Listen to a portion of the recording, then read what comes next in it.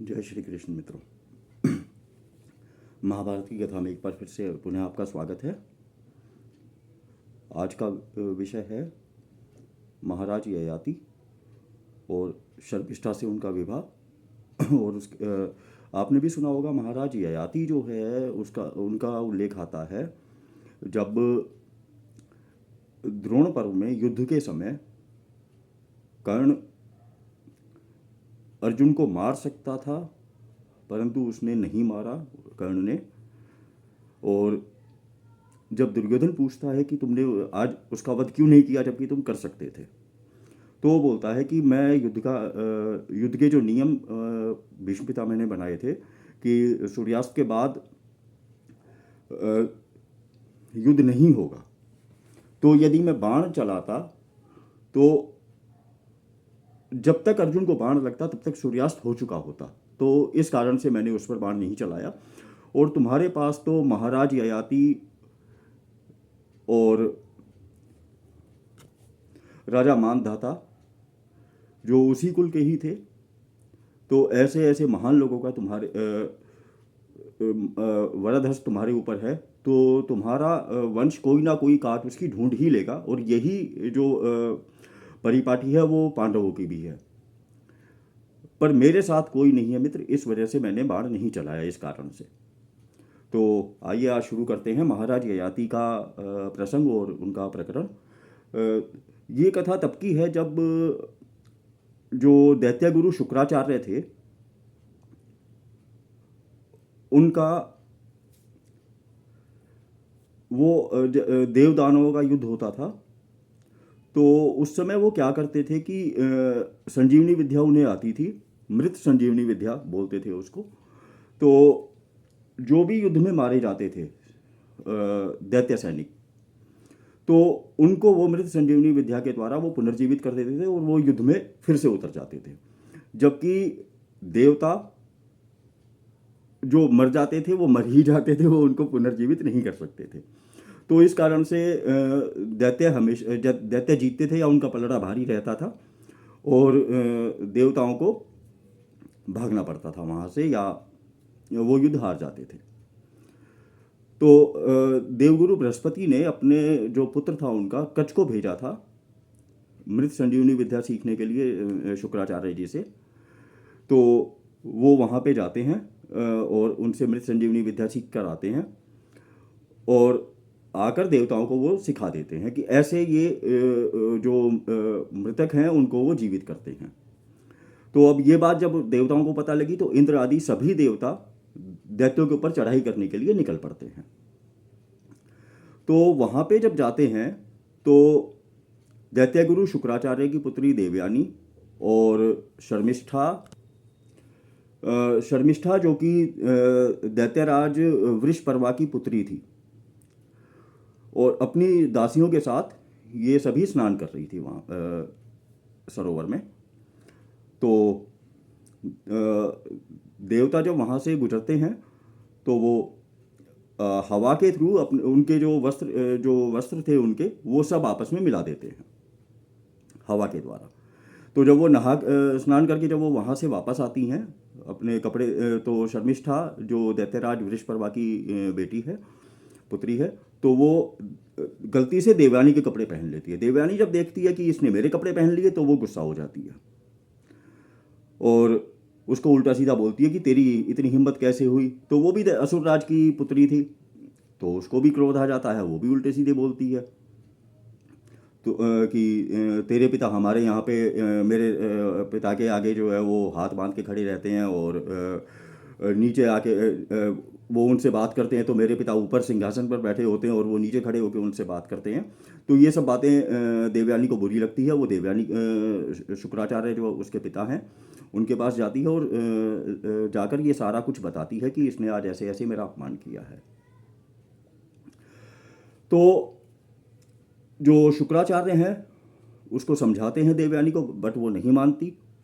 और जब वो देखते हैं कि नहीं मान रही है ये, इसका अभी तक क्रोध उतना ही है, तो वो वृषपर्वा के पास जाते हैं और जाकर सारी पूरी बात बताते हैं।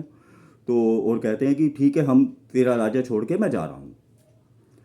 तो ये बात जो दैत्य है और जो उसकी प्रजा है वृषपर्वा के भी अगेंस्ट विरुद्ध जा रही थी, और जो उसकी प्रजा है या जो दैत्य है उनके भी विरुद्ध जा रही थी, क्योंकि मृत संजीवनी विद्या केवल शुक्राचार्य जी को आती थी। तो वो कहता है कि बताइए मैं क्या करूं आपको मनाने के लिए, आपको रोकने के लिए। तो वो देवयानी से पूछते बताओ हम क्या करें। तो देवयानी बोलती है कि ठीक है, शर्मिष्ठा जो है वो मेरी दासी बनकर रहेगी। शर्मिष्ठा को बुलाया जाता है। शर्मिष्ठा बोलती है ठीक है, मैं आपकी दासी बनकर रहूंगी आज से, और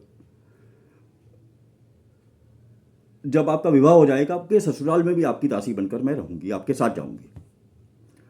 तो हाँ, एक चीज़ और मैं भूल गया। तो दोनों के बीच में जब कलह होती है कपड़ों वस्त्रों को लेकर, तो शर्मिष्ठा देवयानी को कुएं में धकेल देती है। तो वहाँ पे वो कुएं में गिर जाती है और अपनी सहायता के लिए आवाज़ लगाती है। तो उधर से महाराज ययाति जो है वो गुजर रहे थे। तो महाराज ययाति का हाथ पकड़ के वो बाहर आती है, और अब उसके बाद वो महाराज ययाति के पास जाती है। जब ये सब प्रकरण हो चुका होता है, शर्मिष्ठा बोलती है कि ठीक है, मैं ससुराल में आपकी दासी बनकर रहूंगी, ससुराल में भी। तो वो महाराज ययाति के पास जाती है और जाकर अपना जो कारण था, औचित्य से था वहाँ पे जाने का, वो बताती है कि ठीक आपने मेरा हाथ पकड़ लिया तो इसका अर्थ ये है कि आप मेरे पति हो गए, क्योंकि वो समय दूसरा था। हाथ पकड़ने का मतलब आज भी हम बोलते हैं कन्या का हाथ मांगने की ही बात करते हैं। तो टेस्ट ड्राइव जैसी चीज़ें उस टाइम नहीं थी। तो और हाथ पकड़ने को ही बहुत बड़ी बात माना जाता था। तो टेस्ट ड्राइव तो आप समझ सकते हैं। तो वो ये बात महाराज ययाति को बोलती है। ययाति बोलते हैं कि ठीक है, अब लेकिन मैं तुम्हारे साथ विवाह करने के लिए मैं तैयार हूँ, परंतु जब तक तुम्हारे पिता की सहमति नहीं होगी, और उनकी सहमति जान लेना भी मेरे लिए बहुत ज़रूरी है, बहुत आवश्यक है। तो वो शुक्राचार्य जी के पास जाते हैं। शुक्राचार्य अनुमति दे देते हैं, और देवयानी और ययाति का विवाह हो जाता है, और शर्मिष्ठा दासी बनकर जाती है वहाँ पे। तो देवयानी एक समय ऐसा आता है, देवयानी गर्भवती हो जाती है, और महाराज ययाति अकेले जो है वो घूम रहे होते हैं। और हाँ, अशोक वाटिका में, जो रामायण में भी उसका उल्लेख आता है, तो ययाति अशोक वाटिका में घूम रहे होते हैं, और वहीं पे ही उन्होंने शर्मिष्ठा को एक स्थान दिया होता है कि तुम यहाँ पे रह सकती हो। तो शर्मिष्ठा देखती है उनको, उनके पास जाती है, अपना प्रणय निवेदन करती है, और कालांतर में, आपका ज़्यादा समय नहीं लूँगा, कथा लंबी है ये, और आदि पर्व में ही इसका उल्लेख है। तो शर्मिष्ठा कालांतर में देवयानी को दो पुत्र होते हैं, यदु और तुर्वसु, और शर्मिष्ठा को द्रुह्यु, अनु और पुरु, 3 पुत्र होते हैं। तो ये बात जब देवयानी को पता लगती है, जब दोनों घूम रहे होते हैं, महाराज ययाति के साथ वो घूम रही होती है, तो वो देखती है 3 बच्चे छोटे घूम रहे हैं, और उनका तेज और जो चेहरा है वो महाराज ययाति जैसा ही है। तो वो कारण पूछती है, तो महाराज ययाति पूरी बात बता देते हैं। ये वो समय था जब नैतिकता और नैतिक बल, राजा हो या प्रजा हो, सभी में होता था, और गलती की है या जो भी है वो पब्लिकली एक्सेप्ट करते थे। तो उन्होंने बता दिया कि ठीक है, आजकल की तरह नहीं होता कि जैसे हमारे जो चचा नेहरू थे बड़े दिल फेंक आदमी थे, लेकिन ये बातें बताते नहीं थे किसी को, और इवन पब्लिक प्रॉपर्टी, ये प्राइवेट प्रॉपर्टी बोल के उनके जो लव लेटर हैं वो अभी भी आज तक वो नेहरू ख़ानदान के पास ही है, गांधी ख़ानदान के पास। और इवन गांधी भी जो भी वो करता था जिसको ब्रह्मचर्य प्रयोग कभी उसने पब्लिकली एक्सेप्ट नहीं किया। बट उस समय नैतिक बल ज़्यादा था, बहुत ज़्यादा होता था राजा में विशेष तौर पर। तो राजा ने एक्सेप्ट किया कि हाँ ठीक है, ये मेरे ही बच्चे हैं, बिना किसी लाग लपेट के। देवयानी को ये बात जब पता लगती है तो देवयानी क्रोधित होती है और अपने पिता के पास जाती है कि मेरे साथ ऐसे ऐसे इन्होंने किया है अपराध। बट वो त्रिकालदर्शी थे, वो उनको पहले भी पता था शुक्राचार्य जी को, और उस समय भी पता था कि परिणाम क्या निकलेगा। तो उन्होंने महाराज ययाति को वृद्ध होने का श्राप दे दिया। महाराज ययाति बोलते हैं कि ठीक है, आपने मुझे वृद्ध कर दिया, मैं तो उनके मन में भी काम वासना उनके मन में उस समय भी थी, और इस तरह मैं जो है वो प्रजा का भी पालन नहीं कर पाऊंगा, वो बोलते हैं। तो शुक्राचार्य जी बोलते हैं कि ठीक है, अब यदि कोई भी तुम्हारा पुत्र इस चीज को तुम्हें अपना यौवन दे देगा और तुम्हारा बुढ़ापा ले लेगा, तो उसी को ही तुम अपना उत्तराधिकारी बनाना, और इसके अलावा जो तुम्हारा बुढ़ापा ले लेगा उसी को ही तुम अपना उत्तराधिकारी बनाना। तो वो जाते हैं वहाँ पे और बिल्कुल कृशकाय हो चुके होते हैं। तो वो बोलते हैं कि ठीक है, अब अपने पुत्रों को बुलाते हैं।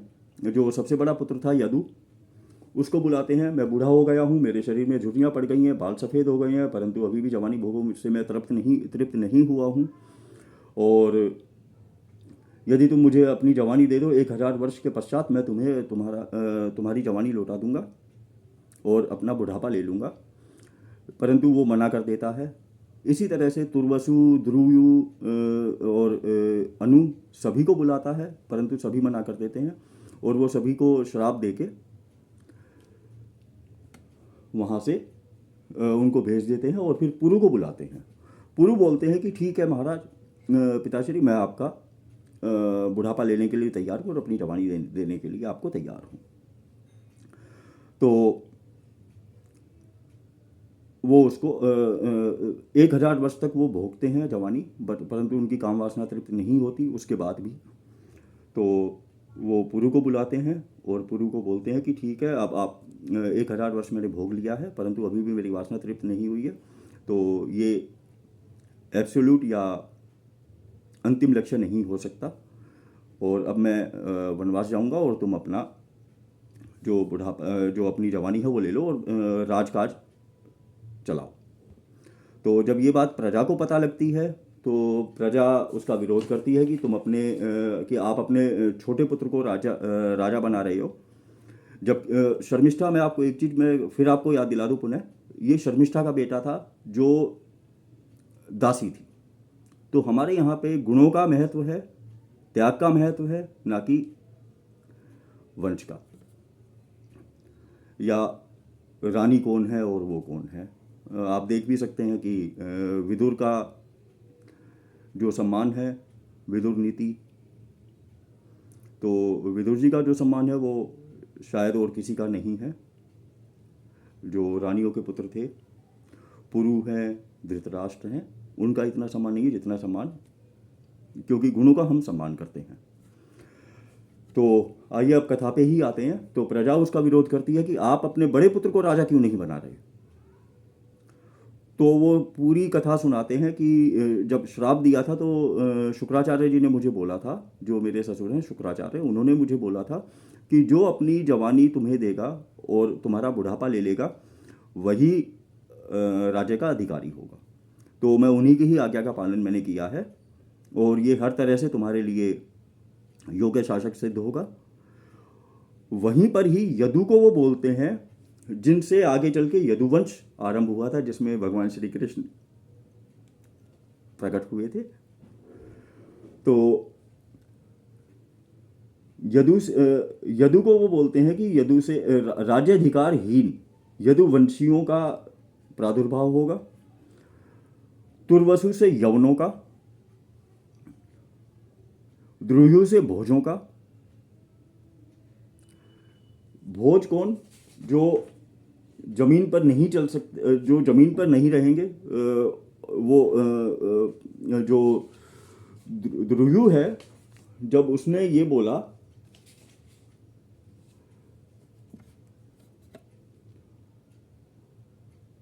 उसने अपने पिता को बोला बुढ़ापे के बदले जवानी देने की जो बात कही, तो ध्रुव ने कहा कि बूढ़े को हाथी, घोड़े, रथ और युवतियों का कुछ भी सुख नहीं मिलता। जवान लगने लगती है। मैं बुढ़ापा नहीं चाहता। ययाति ने कहा, अरे तू अपने बाप से ऐसा कह रहा है। तुझे ऐसे स्थान में रहना पड़ेगा जहाँ पर घोड़े, रथ और पालकी तो क्या, बैल, बकरे और गधे भी नहीं होंगे। वहाँ केवल नाव से ही चलना पड़ेगा। तो ध्रुव से वो कहते हैं कि भोजों का और अनु से मलेच्छों की उत्पत्ति हुई। तो जन्मेजय पुरु से ही प्रसिद्ध पौरव वंश चला। जो ऋषि वैशंपायन है वो ही कथा सुना रहे हैं। तो वो बोलते हैं जन्मेजय जो अभिमन्यु का परपोता, तो वो बोलते हैं कि पुरु से ही प्रसिद्ध पौरव वंश का जन्म हुआ, जिसमें तुम्हारा भी जन्म हुआ है। और राजा ययाति अब जो है वो वन में चले जाते हैं, कंदमूल फल खाने लगते हैं। और फिर आगे चल के वो जब अपना शरीर त्याग करते हैं तो मरणोपरांत वो स्वर्गलोक में इंद्र के पास जाते हैं। तो आज की कथा मैं यहीं समाप्त करता हूँ। काफ़ी लंबी कथा हो गई है। और यदि आपको प्रसंग पसंद आया है तो कृपया लाइक, शेयर और सब्सक्राइब कीजिए और कमेंट करके बताइए मुझे। जय श्री कृष्ण मित्रों।